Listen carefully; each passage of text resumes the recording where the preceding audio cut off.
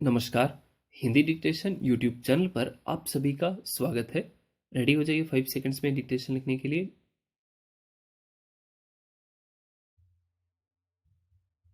महोदय, मैं भारत सरकार का 1965-66 का बजट पेश करने के लिए खड़ा हुआ हूँ।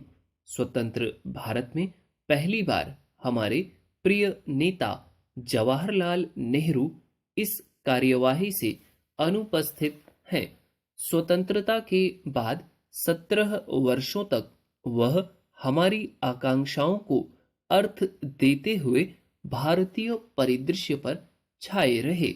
हमारे जीवन का कोई भी पहलू, चाहे वह देश में एकता से संबंधित हो या बेहतर भविष्य के लिए आर्थिक नियोजन या राष्ट्रों के बीच शांति और सद्भावना के रखरखाव से जुड़ा हो, उनकी अचूक प्रतिभा की छाप से बचा नहीं। यहाँ तक कि बजट और आर्थिक नीति जैसे सांसारिक मामलों को एक ऊंचे स्तर पर उठाया गया, जहां वे आर्थिक स्वतंत्रता, सामाजिक न्याय के साथ समृद्धि की एक चमकदार दृष्टि की दिशा में आगे बढ़ने के साधन बन गए।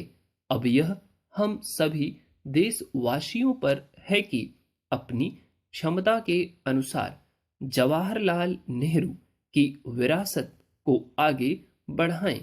मैं केवल यह उम्मीद कर सकता हूं कि यह बजट इस दायित्व को कुछ हद तक पूरा करने में मदद करेगा। इस साल के बजट का कई मायनों में खास महत्व है। वर्तमान योजना अवधि के अंतिम बजट के रूप में यह तीसरी पंचवर्षीय योजना की पूर्ति के लिए हमारे प्रयासों के चरमोत्कर्ष को चिन्हित करता है। साथ ही यह आने वाली योजना अवधि में अधिक जटिल व परिष्कृत और वास्तव में कठिन कार्यों के लिए मंच की स्थापना का प्रतिनिधित्व करता है। विकास के लिए हमारी योजनाओं की सफलता की सेवा करने के अलावा बजटीय नीति को उन तात्कालिक समस्याओं पर भी प्रभाव डालना चाहिए जो साल दर साल हमारे सामने आती हैं। पिछले साल की तरह इस बार भी आर्थिक सर्वेक्षण बजट से कुछ दिन पहले प्रकाशित किया गया। बजट में कुल मिलाकर 97 करोड़ रुपए के अंतर का अनुमान लगाया गया।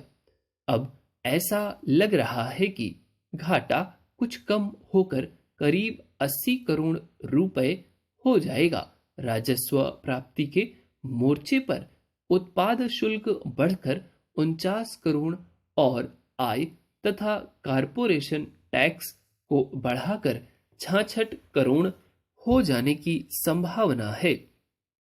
माननीय सदस्य देखेंगे कि विभिन्न उद्देश्यों के लिए पर्याप्त अतिरिक्त आवश्यकताओं के बावजूद महंगाई भत्ते, शरणार्थी पुनर्वास और राज्यों की सहायता में वृद्धि की गई है। लिहाजा चालू वर्ष में समग्र घाटा अनुमानित घाटे से कुछ कम होगा। कठिन स्थिति में कुल घाटे में आई कमी निश्चित रूप से संतोषजनक है, लेकिन महंगाई का दबाव जिस तरह जारी है, उसमें अवांछनीय चीजों की खरीद न करना और किए गए निवेश का पूरा लाभ उठाना ही सही तरीका है। केवल इसी तरह हम आर्थिक विकास की अपनी इच्छा और आर्थिक स्थिरता में सामंजस्य स्थापित कर सकते हैं। वर्ष 1963-64 सीजन के दौरान कृषि उत्पादन पिछले वर्ष के निम्न स्तर से कुछ हद तक ठीक हो गया। चालू वर्ष के दौरान खाद्यान्नों और वाणिज्यिक फसलों के कुल उत्पादन में और अधिक और पर्याप्त वृद्धि दर्शाने की पूरी संभावना है। राजकोषीय और मौद्रिक उपाय जो हमने किए हैं और अब कर रहे हैं, मुझे आशा है कि कीमतों में आर्थिक रूप से उचित सीमा तक गिरावट आएगी। हमें इसका ख्याल रखना होगा कि खाद्यान्न खरीद के लिए हमने जो एजेंसियां बनाई हैं, वे किसानों के लिए लाभप्रद कीमतें बनाए रखेंगी ताकि उन्हें और उत्पादन करने के लिए प्रोत्साहन मिलता रहे। उम्मीद है डिक्टेशन आपने लिखा होगा और बहुत अच्छा लिखा होगा, क्योंकि इनके वर्ड्स तो आप बहुत समय से लिखते आ रहे हैं। ठीक है, जो संसदीय मैटर होते हैं उनके। और जो लोग नहीं लिख पाए हैं वो हताश निराश ना हुआ करें, वो इस डिक्टेशन को 2 बार 3 बार लिखा करें। ठीक, आपको चूंकि आप नहीं लिख पा रहे हैं तो आप डिक्टेशन को 2 भागों में लिखा करें, पहले आधा फिर आधा। ठीक, और यदि फिर भी छूटे तो आप उसको रिपीट किया करिए। यही आपका मूल मंत्र है अगले 15 दिनों का। ठीक, इसके अलावा जो लोग चैनल पे नए हैं वो एग्जाम्स तक जो है खूब प्रिपरेशन करना चाहते हैं, चैनल के साथ जुड़ें, अपने साथियों को जोड़ें। ठीक, वीडियो अच्छी लगे तो लाइक करें, साथ में कमेंट में कोई सुझाव है कोई शिकायत है तो उसको अवश्य लिखें।